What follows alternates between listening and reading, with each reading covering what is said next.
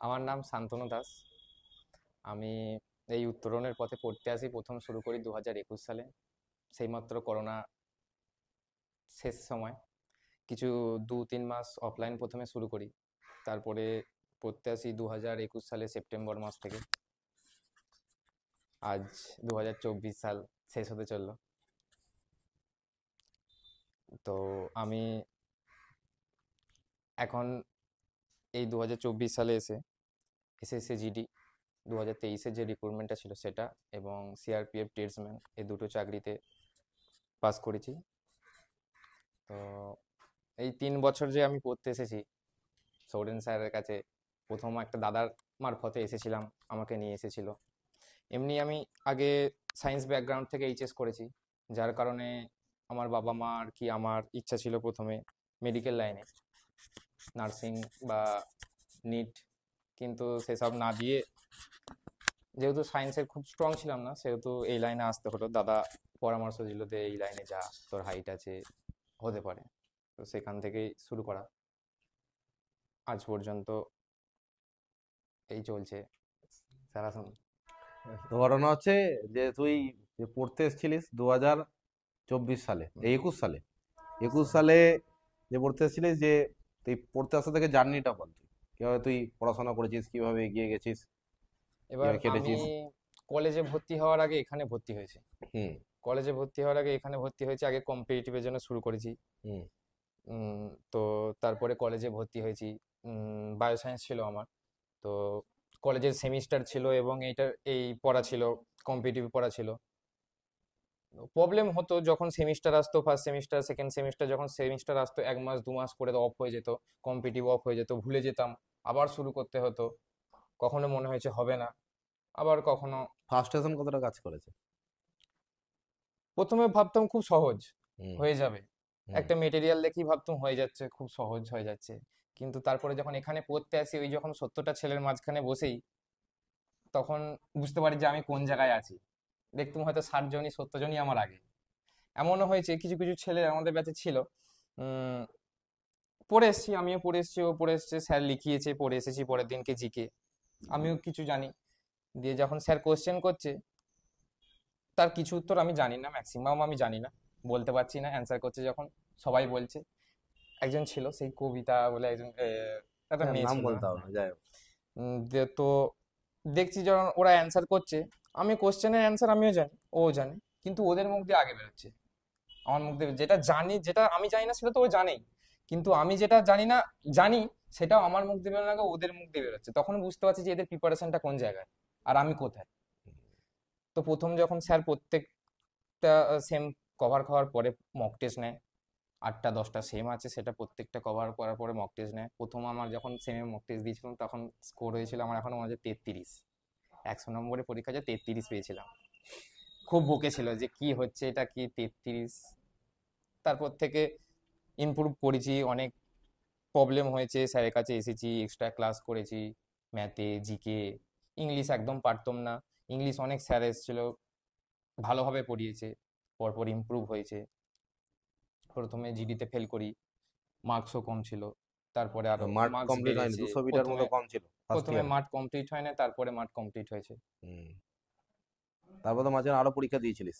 আরো পরীক্ষা দিয়েছিলাম, সিএইচএস এর দিয়েছি, এমটিএস দিয়েছি, কেপি দিয়েছি, কেপি 4 নম্বরের জন্য হয়নি, হুম। বাদ গেছি। তারপরে সিএইচএস এল এমটিএস দিয়েছি, এগুলো তো হয়নি। অনেক পরীক্ষা দিয়েছি, 7টা 8টা পরীক্ষায় ফেল করেছি, তারপরে 2টো পরীক্ষায় পাস করেছি, 3টে পরীক্ষায় পাস করেছি। এখন আর একটা পরীক্ষার রেজাল্ট আউট হয়নি? আর একটা ইন্ডিয়ান আর্মি নার্সিং অ্যাসিস্ট্যান্ট বলে একটা পরীক্ষা হয়, তো ওটাতে মাঠ হয়েছে, আগে এক্সাম হয়েছিল, এক্সামে পাস করেছি, তারপরে মাঠ হয়েছে, মাঠ মেডিকেল সব হয়ে গেছে, এবার মেরিট লিস্টের মেরিট অপেক্ষায় লিস্টটা আছে। বাকি আছে। বাকি দুটো পরীক্ষা ওর সাকসেসফুল হয়ে গেছে, লিস্টে এসে গেছে। তো এই জার্নিটা সোজা তো কারোরই থাকে না, তোদেরও নয়, ওরও নয়। ও শুরু করেছিল ডিমোটিভেট হয়ে যাওয়া, ছেড়ে দেওয়ার একটা চিন্তা ভাবনা, যে হচ্ছে না, হবে না, ফোন করে করে বলা যে পর পর পর, তারপরে বাবাও বলতো যে খাট কেটে যা, চেষ্টা করে যা। কর, হবে। এই লাস্ট ও বাবা, পাঁচ দাদা, ছ মাস স্যার। পড়তে আসছে না, এই 5-6 মাসই ও পড়তে আসছে না, বাকি কন্টিনিউয়াসলি পড়ে গেছে। এই 5-6 মাসে ও যখন লাস্ট পড়ছে, ও বললো, মানে ওর সাথে আমার কথা হলো এইভাবেই, যে বেহতো হয়ে গেছে, মাঠটা ভালো করে কর, মাঠটা ভালো করে দিয়ে মাঠটা পাস করে গেলে মোটামুটি হয়ে যাবে, এরকম ভাবেই একটা মোটামুটি একটা ছিল ডিসিশন যে হলো, তিনটের একটা তো তিনটের একটা হতেই তো হবে। হবেই হবে। মানে আমি বিশ্বাস করি যে ও মাঠ করে ফেলতে পারে, আগের বারে হয়নি, এবারে মাঠ করে ফেলতে পারবে, যেহেতু মাঠ একটা প্র্যাকটিসও ছিল। কিন্তু এই 6 মাসের পড়ার নিট ফল জিরো। জিরো। এখানে এলে তবেই পড়াশোনা হবে, এই এতজন বসে আছে এতজনের মাঝে বসলে কম্পিটিশন। তবেই, কম্পিটিশনে পড়লেই তবেই বুঝতে পারবে আমি কোন জায়গায় আছি। নাহলে চারটে পড়ে পড়ে মনে হবে আমি অনেক জেনে গেছি, কিন্তু যখন সবার সামনে বসবো তখন কিছুই নয় এটা। যখন প্র্যাকটিস সেট করেছে, সিজিএল লেভেলে প্র্যাকটিস সেট করে গেছে, কিন্তু এটা আমি আগেই বলি, কারণ ওদের যখন ব্যাচটা অলরেডি পুরোনো, মানে ওরা এখন প্র্যাকটিস সেটই চলে। হুম। সিজিএল, সিএইচএসএল, লাস্ট 1 বছর আমরা, প্র্যাকটিসই করেছি। হ্যাঁ লাস্ট 1 বছর প্র্যাকটিস, রেলের ব্যাচ, এগুলো সব পুরো ফুল প্র্যাকটিস, মানে কোনোদিন মানে এরকম হয় না যে নতুন পড়া হচ্ছে, ডেলি প্র্যাকটিস, পড়া দেওয়া প্র্যাকটিস। আর সিজিএল এর সেট আর সিএইচএসএল এর সেট বা রেলের এনটিপিসি এই ধরনের কোশ্চেন আমরা ম্যাক্সিমাম সিজিএল এর সেটই যাই, সিজিএল টিয়ার 1 টিয়ার 2 করতে করতে যাই, জিওমেট্রি টিকোনোমেট্রি এই করতে করতে করতে করতেই গেছি। সবসময় যে পেরেছে এমন নয়, পারিনি, পেরেছে, পেরেনি, তবে হ্যাঁ ওটাতে অনেক অ্যাডভান্স হয়েছে। একটা চ্যাপ্টার ওয়াইজ যখন আমরা করি তখন আমার বেসিক জায়গাটা, কনসেপ্টটা ক্লিয়ার হয়, কিন্তু বেসিকের পর থেকে অ্যাডভান্স হতে গেলে প্র্যাকটিসটা খুব দরকার। আর প্র্যাকটিস বাড়িতে বসে হয় না, আমার বাস্তব অভিজ্ঞতা তো হয় না। আমি এর আগেও যে ব্যাচটা পড়েছিলাম তাদেরকে একই কথাই বললাম, যে আমি, তোরা যা জেদ ধরিস তার থেকে অনেক বেশি জেদ আমার মধ্যে রয়েছে, আমি যেটা মনে করি যে চেষ্টা করে তো করবো, তো করবোই, মানে করবোই। তো তোদের মধ্যে জেদটা থাকা দরকার। আর এত লড়াই করে আমি যখন স্ট্রাগল করছি, আমি যখন খাটছি, তা আমার মনে হয় যে প্রত্যেকেই খাটতে পারবি। আর তোদের মধ্যে এবিলিটি নেই এমন নয়, প্রত্যেকের মধ্যেই ট্যালেন্ট আছে, খুঁজে বার করাটা শুধুমাত্র দরকার। ওর মধ্যে ছিল, ও লড়াই করেছে, বেরিয়ে গেছে। ওর থেকেও অনেক ভালো ছেলে মেয়ে আছে, তারা হয়তো এখনো আটকে বসে আছে, পরিষ্কার আমাদের কথা। ব্যাচে অনেক সবাই অনেক অনেক ব্যাচে ভালো অনেকে আছে, আমাদের ওর থেকে। থেকেও অনেক ভালো ভালো ছেলে মেয়ে আছে, যারা হয়তো আটকে আছে। সবার একসাথে পরীক্ষায় চাকরি হয় না, আগে পরে চাকরি হয়, এটা আমি বিশ্বাস করি। তুই চাইলেও একসাথে একটা ব্যাচে সবাই চাকরি পাবে না, আগে পরে ধাপে ধাপে ধাপে ধাপে চাকরি হবে। হয়তো 1 বছর সবাই বেরোবে না, 2 বছর হয়তো বেরোবে, 2 বছরে 2.5 বছর 3 বছরও লাগতে পারে, লাগে, কিন্তু চাকরি হয়, লেগে থাকলে চাকরি হয়, না লেগে থাকলে চাকরি হয় না। আমরা নাম বলবো না, আমি এমন অনেক অনেক ব্রিলিয়ান্ট স্টুডেন্টকে দেখেছি, তারা একই জায়গায় রয়ে গেছে, তাদের কোনো ইমপ্রুভমেন্ট হয়নি বা তারা প্রোগ্রেস করতে পারেনি। কারণ আগে নিজের উপর বিশ্বাস রাখতে হবে। ওর নিজের উপর যতটা বিশ্বাস ছিল, আমি ওকে বিশ্বাস করতাম যে ও পরের বছর চাকরি পাবে। আমি ওকে বারবারই বলেছি তুই রিটেন নিয়ে ওর আটকাবে না, কারণ ওর যে লেভেলটা তৈরি ছিল রিটেন কোয়ালিফাই হবে, এটুকু শিওর ছিলাম। এবার নাম্বার কত আসবে, এটা একটা ব্যাপার। আর দ্বিতীয় কেস ছিল মাঠটা, আগের বারে যেহেতু মাঠ ফেল করেছিল, এই ম্যাটের উপর ফোকাস করেছিল বেশি, কারণ ও জানে রিটেন আমি পাস করে বার করে নেবো।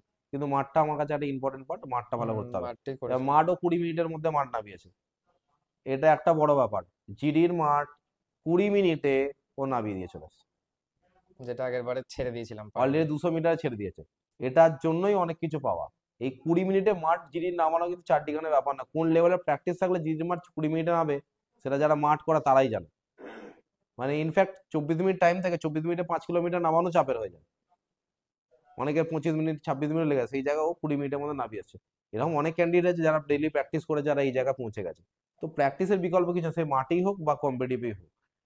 এমনও দিন গেছে প্র্যাকটিসে এইখানে ছেড়ে দেওয়ার পরে 5 মাস যে প্র্যাকটিস করেছি, 3টে মাঠ ছিল আমার প্র্যাকটিস করতেই হতো। হুম। এমন প্র্যাকটিস গেছে এই যে বর্ষার পরে, মানে আমি যে প্র্যাকটিস করতে যেতাম, নদী পেরিয়ে প্র্যাকটিস করতে যেতাম, আমি নৌকো করে রোজ টাকা দিয়ে প্র্যাকটিস করতে যেতাম। নৌকো করে পার হয়ে যেত রোজ তো। টাকা দিয়ে নৌকো করে 4টের সময় আমাদের জন্য 4-5 জন থাকতাম, 4 জনের নৌকো মাঝিকে ডাকতাম, পার করে দিত, দিয়ে প্র্যাকটিস যেতাম। 4 টাকা 5 টাকা যা নিত, রোজ ডেলি নিত।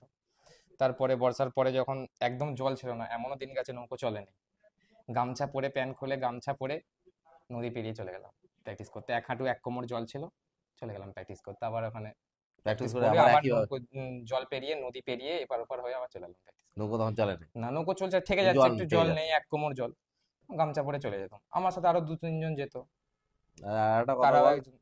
এই চাকরি পাওয়ার পর ফিলিংসটা কেমন ছিল? সব বাদ দে, সব বাদ দে।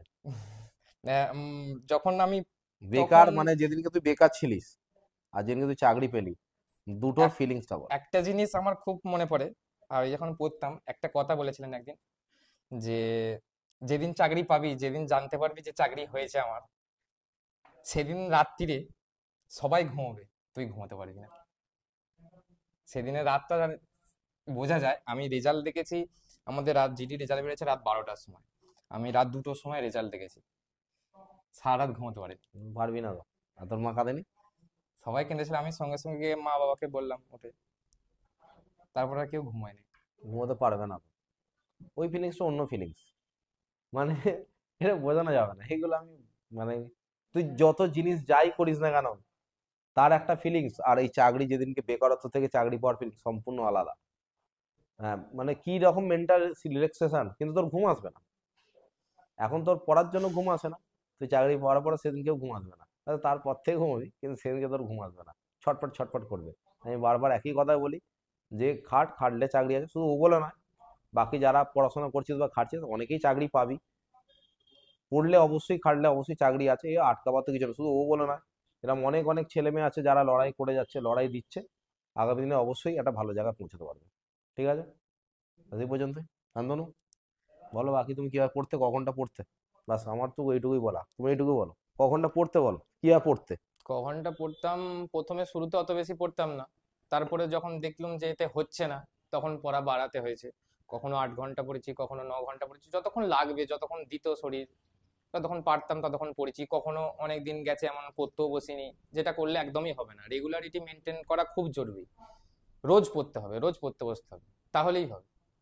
আজকের পড়া আজকে রয়ে গেল, আজকে স্যার যেটা ম্যাথটা করালো গিয়ে রয়ে গেলে আর কোনোদিনই হবে না, ওইটাই রয়েই যাবে, আর কোনোদিন হবে না। আজকের পর আজকে কমপ্লিট করলে, তাতে যতটা সময় লাগে তোমায় দিতে হবে, 8 ঘন্টা লাগুক, 10 ঘন্টা লাগুক, যা লাগে দিতে হবে, পড়া কমপ্লিট করতে হবে।